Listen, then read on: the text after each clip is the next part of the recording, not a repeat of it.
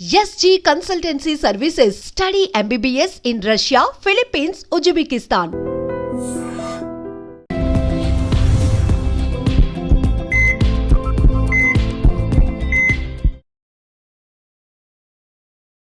నమస్తే, welcome back to IT media మన ఆయుర్వేదం ప్రోగ్రామ్ కి అందరికీ స్వాగతం. సో ఈ రోజు మనతో ఉన్నారు వంటింటి చిట్కాలకు కేర్ ఆఫ్ అడ్రస్ అయిన చిట్టిబొట్ల మధుసూదన్ శర్మ గారు. చాలా మందిలో ఉండే ప్రాబ్లం మోకాళ్ళ నొప్పుల గురించి ఈరోజు తెలుసుకుందాము. చిన్న వాళ్ళ నుంచి పెద్దవాళ్ళ వరకు కూడా మోకాళ్ళ నొప్పుల సమస్యలతో బాధపడుతున్నారు. మరి ఇంట్లో ఎలాంటి చిట్కాలు పాటించి లేదా ఏదైనా రెసిపీలతో తగ్గించుకోవచ్చా, ఎలా ఉంటే మోకాళ్ళ నొప్పులు తగ్గే అవకాశం ఉంటుంది అడిగి తెలుసుకుందాం. నమస్తే సార్. నమస్తే అమ్మా. ఎలా ఉన్నారు సార్? బాగున్నానమ్మా. సో మోకాళ్ళ నొప్పులకి ఇప్పుడు ఒకప్పుడు పెద్దవాళ్ళలో పెద్ద ఏజ్ వాళ్ళలో నడవలేకపోతుండేవాళ్ళు.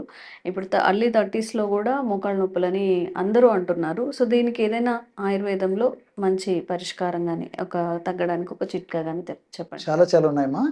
ఇంతకుముందు కూడా గత కొన్ని వీడియోల్లో మనం పైపుత మందుకు ఎలా ఔషధం తయారు చేసుకొని వాడుకోవాలి, పేస్ట్ ఎలా తయారు చేసుకోవాలి, అదేవిధంగా ఆయిల్స్ ఎలా తయారు చేసుకోవాలి అని కొన్ని మనం చెప్పడం జరిగిందమ్మా. అట్లే కడుపులో కూడా క్షేమదాయకంగా సైడ్ ఎఫెక్ట్స్ లేకుండా సైడ్ బెనిఫిట్స్ ఉండేటువంటి అనేక రకాలైనటువంటి ఒంటింట్లో దొరికేటువంటి ఆహార పదార్థాలతోనే ఔషధంగా మలుచుకొని ఎలా మనం తయారు చేసుకొని ఆ మోకాళ్ళ నొప్పి నుంచి ఎలా బయటపడాలో తెలుసుకోవడం జరిగిందమ్మా. మరి చాలామందికి ఉండేటువంటి అత్యంత సర్వసాధారణమైనటువంటి సమస్య కాబట్టి మరి చాలామంది అనేక రకాలైన ఫార్ములాస్ కోసం కూడా ఎదురు చూస్తుంటారమ్మా. సో అందరి కోసము మరొక అనుభూతమైనటువంటి సింపుల్ రెమెడీ చెప్తానమ్మా.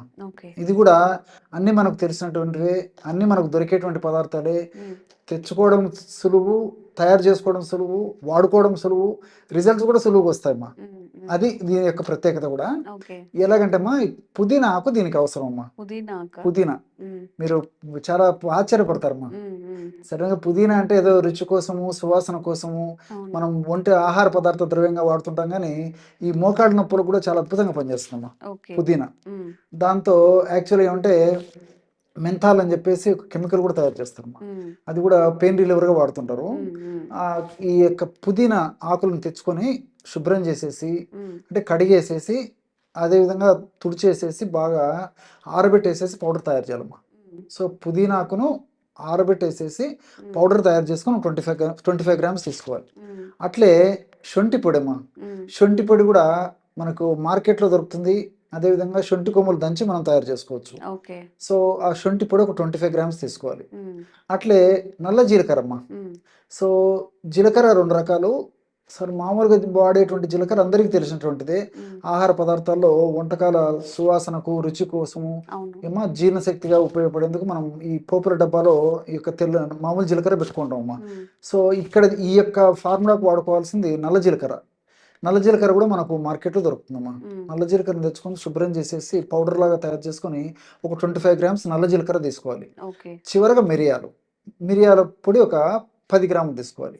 సో పుదీనా, అదేవిధంగా శొంఠి, నల్ల జీలకర్ర ఈ యొక్క చూర్ణాలు ఒక్కొక్కటి 25 గ్రాముల చొప్పున తీసుకుంటే, మిరియాల పొడి మాత్రం 10 గ్రాములు తీసుకోవాలమ్మా. ఇవన్నీ బాగా కలిపేసేస్తే బ్రహ్మాండమైనటువంటి మోకాళ్ళ నొప్పులు తగ్గించేటువంటి చూర్ణం రెడీ అయిపోతుంది. దీన్ని ఒక గాజు సీసాలో నిల్వ ఉంచుకొని రోజు ఉదయం ఆహారానికి ఒక 10 నిమిషాల ముందు, రాత్రి ఆహారానికి ఒక 10 నిమిషాల ముందమ్మా. జస్ట్ ఎక్కువ గ్యాప్ కూడా ఇవ్వాల్సిన అక్కర్లేదమ్మా.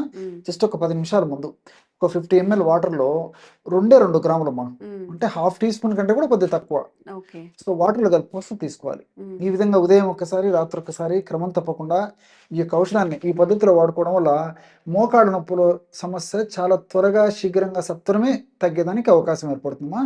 సో ఇందులో ఉన్నటువంటి ఔషధ గుణాలు అన్నిటిలో కూడా అమ్మా, పుదీనాలో కానీ, అదేవిధంగా శొంఠిలో కానీ, నల్ల జీలకర్రలో కానీ, అట్లే మిరియాల్లో కానీ, ఈ 4 పదార్థాల్లో కూడా అద్భుతమైనటువంటి మోకాళ్ళ నొప్పులను తగ్గించేటువంటి ఔషధ గుణాలు ఉన్నాయమ్మా.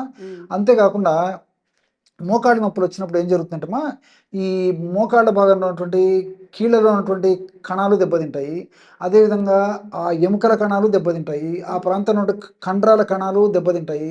సో ఈ కణాలని దెబ్బతినడం వల్ల ఈ మోకాళ్ళ నొప్పుల సమస్య కలిగేటువంటి పరిస్థితి ఏర్పడుతుంది. కాబట్టి ఆ ఆ యొక్క కణాలను బాగా చైతన్యవంతం చేసి ఆ కణాలకి ఆ మోకాళ్ళ భాగానికి చక్కటి రక్త సరఫరాను కలగజేసేసి, అదేవిధంగా చక్కటి ఆక్సిజన్ కలగజేసేసి మోకాళ్ళ భాగంలో ఉన్నటువంటి నొప్పి, పోటు, సలుపు, బాధ, అసౌకర్యం ఇవన్నీ తగ్గేందుకు ఈ యొక్క ఔషధం చాలా అద్భుతంగా పనిచేస్తుందమ్మా. కాబట్టి ఇది దీర్ఘకాలికంగా వాడినప్పటికీ అన్ని మనకు సైడ్ ఎఫెక్ట్స్, అన్ని మనకు సైడ్ బెనిఫిట్స్ ఉంటాయి, ఎలాంటి సైడ్ ఎఫెక్ట్స్ ఉండవమ్మా.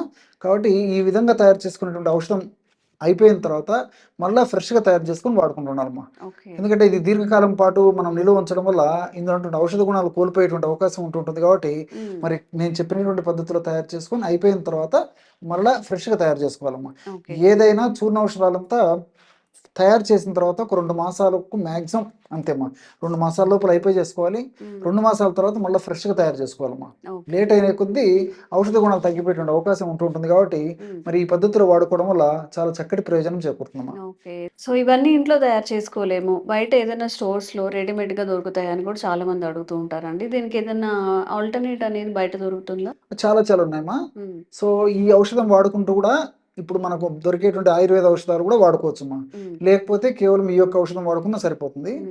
పరిస్థితి మరీ తీవ్రంగా ఉంటే కొన్నాళ్ల పాటు ఇప్పుడు మనం చెప్పుకున్నటువంటి ఔషధంతో పాటు ఆయుర్వేద ఔషధాలు కూడా వాడుకోవడం వల్ల ఇంకా త్వరగా ఆ యొక్క సమస్య నుంచి బయటపడవచ్చమ్మా. ఎలాగంటే మనకు మార్కెట్లో దశమూలారిష్ట అని దొరుకుతుందమ్మా. దశమూలారిష్ట, మూలం అంటే రూట్స్ అమ్మా, వేర్లు. అంటే 10 రకాలైనటువంటి వేర్లతో తయారు చేసినటువంటి ఒక లిక్విడ్ ఏదైతే ఉందో దాన్ని దశమూలారిష్ట అంటారమ్మా. సో ఆ దశమూలారిష్ట కూడా నొప్పులు తగ్గించేందుకు, ముఖ్యంగా మోకాళ్ళ నొప్పులు తగ్గించేందుకు చాలా చక్కగా పనిచేస్తుందమ్మా. అది మనకు మార్కెట్లో దొరుకుతుంది. అదేవిధంగా మహారాస్నాది క్వాధ,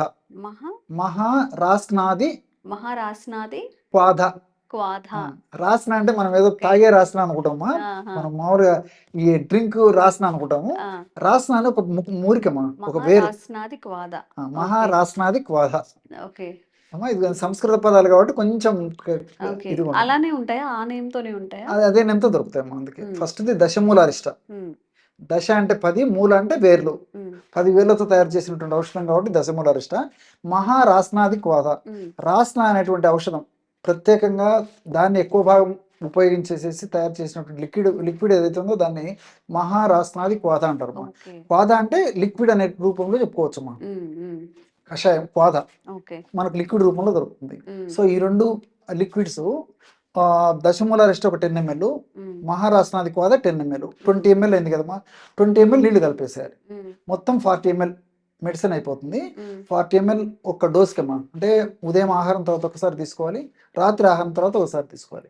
ఈ విధంగా క్రమం తప్పకుండా రోజు 2 సార్లు ఈ లిక్విడ్ నేను చెప్పినటువంటి డోసులో ఈ పద్ధతిలో వాడుకోవడం వల్ల కూడా ఫలితాలు చాలా సమర్థవంతంగా శీఘ్రంగా వచ్చేదానికి అవకాశం ఉంటుందమ్మా. Okay.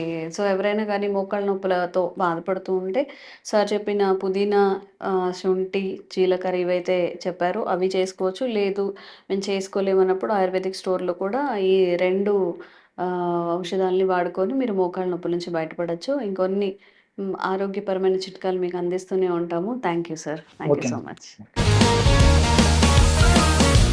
Sir, one life lesson what medicine has taught you. Whatever you can do without expecting. But I really believe మన పాజిటివ్ యాటిట్యూడ్ ఉంటేనే మనం ఏదైనా సాధించగలం. గట్ని మనం కరెక్ట్గా డీల్ చేసినట్లయితే అది మనకి పాజిటివ్ హార్మోన్స్ని రిలీజ్ చేస్తుంది. షుగర్ వచ్చిన వాళ్ళ పరిస్థితి ఏంటి? పొట్ట దగ్గర పెరిగితే దాన్ని ఆండ్రాయిడ్ అంటారు, ఆండ్రాయిడ్ ఫోన్ కదా. అసలు థాట్స్ ఎందుకు వస్తాయి? బ్రెయిన్ డెడ్ అంటే దానికి ప్రపంచం అంతా కూడా కొన్ని నిర్దిష్టమైనటువంటి లక్షణాలు ఉన్నాయి. మానసికంగా ధైర్యంగా ఉంటే క్యాన్సర్ జయించవచ్చు. You are a doctor for a cause sir, అంతే. వాళ్ళకి వచ్చిన ఆదాయం కాకుండా ఫ్రీ సర్వీస్ ఎంతమందికో చేస్తారు.